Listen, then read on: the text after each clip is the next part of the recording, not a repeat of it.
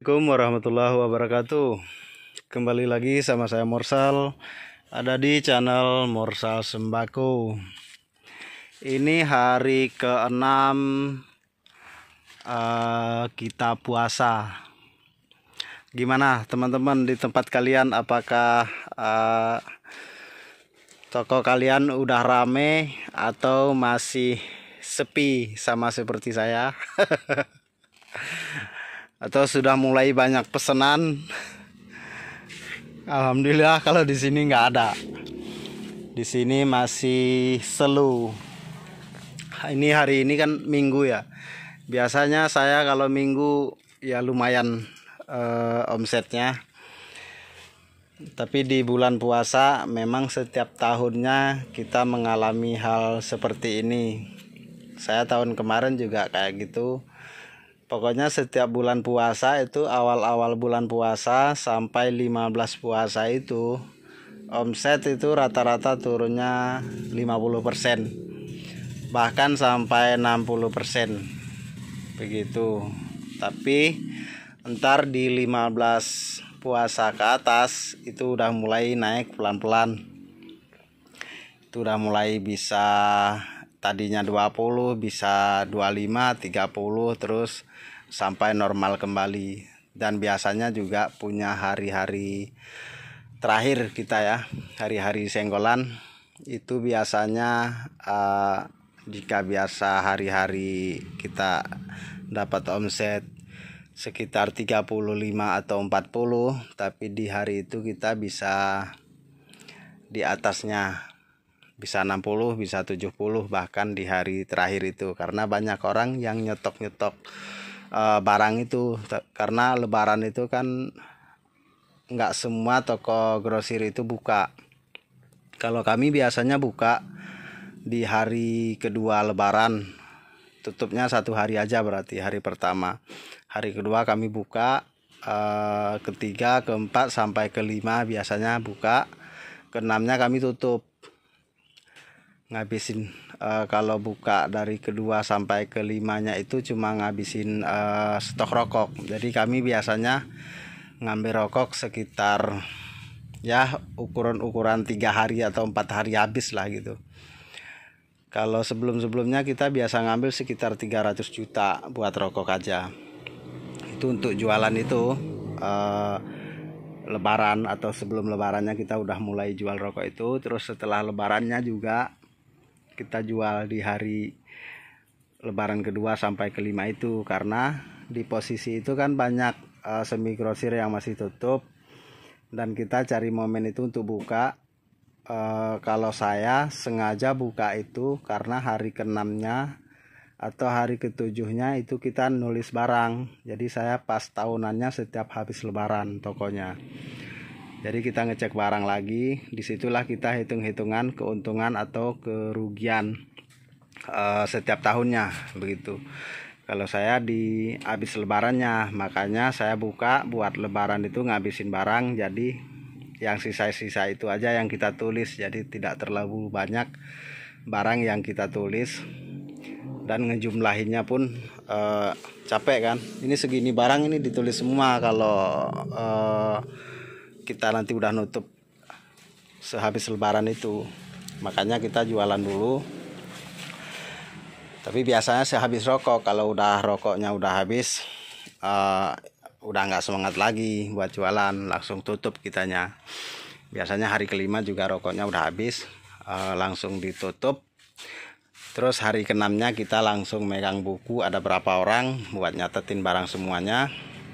Udah catat libur sekitar beberapa hari, habis itu kita baru mulai jualan normal kembali begitu. Ini juga ada pertanyaan, saya coba jawab. Mudah-mudahan membantu ya. Saya kan sering nguploadin barang itu, kadang-kadang saya kasih harga dua.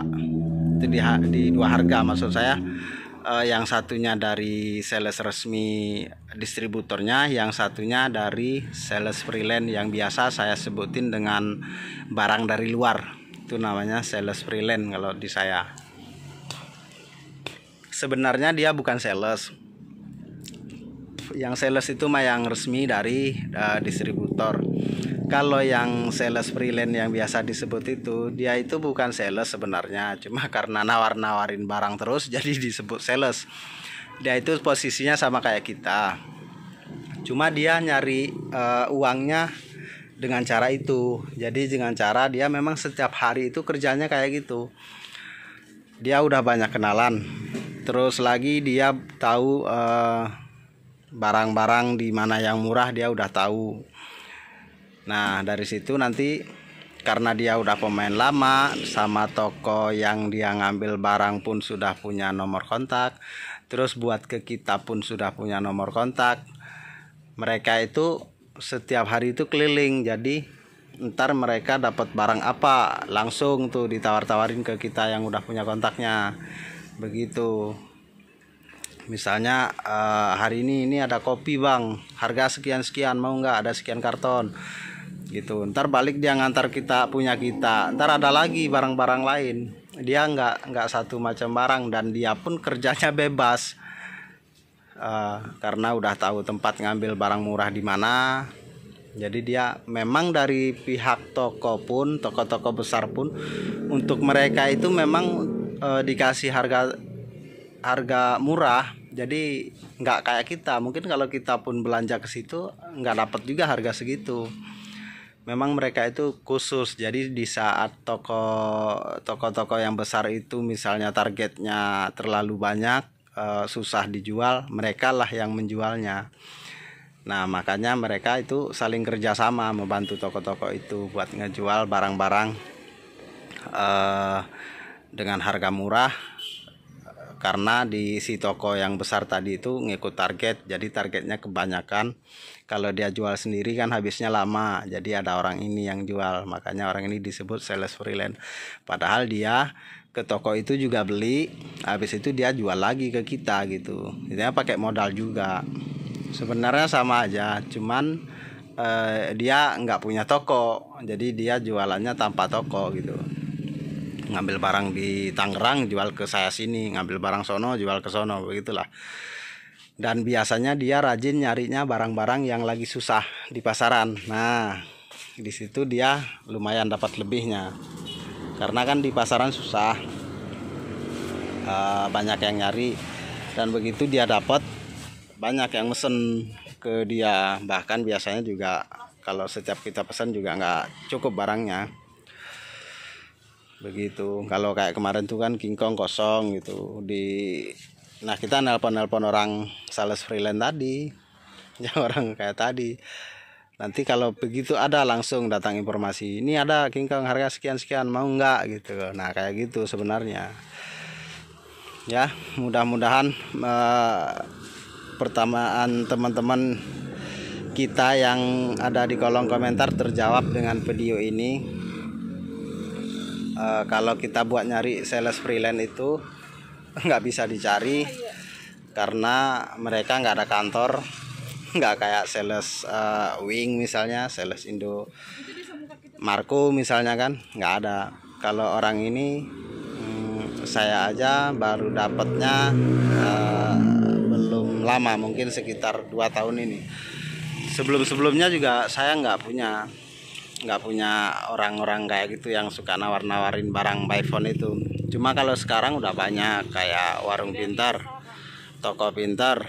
Terus saya juga ada yang nampung barang, dia biasanya ngasih ke saya dengan harga tempo. Ada juga yang sering saya videoin di pas lagi datang barang campur itu. Nah dari situ juga saya ngambil. Terus lagi Alfa juga sering nelpon, Indomaret juga gitu. Mereka di Alfa Indomaret juga bukan orang tokonya, dia orang khusus buat ngejual-jual barang memang, bukan toko. Kalau toko mah lain lagi. Nah ada juga ya kayak gitulah. Cuma kalau kita nyariin si sales freelance ini tadi nggak ada, dia memang datang sendiri ke toko. Jadi kalau toko kita di pinggir jalan yang sering dilewatin orang itu, nah itu dia keuntungannya. Kadang orang itu bawa, sekarang banyak kayak misalnya orang cuma punya modal 5 jutaan itu kan, beli barang tah di mana, habis itu ditawar-tawarin ke kita gitu. Dia pakai motor kadang kalau yang masih modalnya masih sedikit. Tapi kalau yang sama saya yang satu ada yang sering saya sebutin sales reseh itu dia pakai motor. Dia kemana-mana setiap hari itu pakai motor itu, ngambil barang sana. Pokoknya dia di mana barang murah diambil jual ke sana gitu. Kadang jual ke saya, terus dari saya juga ngambil, dia jual ke warteg, terus jual ke warung-warung kecil. Sering juga dia ngambil barang di saya buat dijual lagi ke warung-warung. Dia memang kayak gitu setiap harinya kerjanya. Jadi dia nggak ada toko, tapi penghasilannya lumayan juga walaupun dia nggak punya toko. Ngalahin kita yang punya toko, begitulah kira-kira. Oke. Semoga video ini membantu yang mencari informasi tentang sales freelance. Nah, itu dia jawabannya ya. Mudah-mudahan bermanfaat. Jangan lupa